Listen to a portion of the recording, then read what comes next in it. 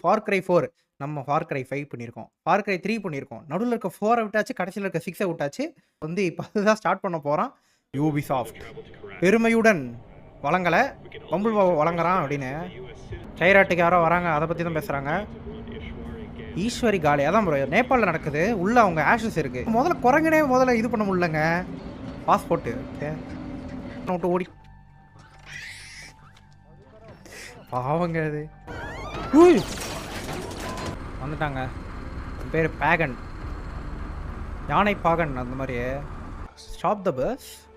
நல்லா கவனிச்சு பாருன்னு. ஷூட் ஆமாங்க ஐயா ஷூட் வேற ஒரு வார்த்தை இருக்கு. அது ரெண்டும் ஒரே மாதிரி தான் கேட்கும் எனக்கு.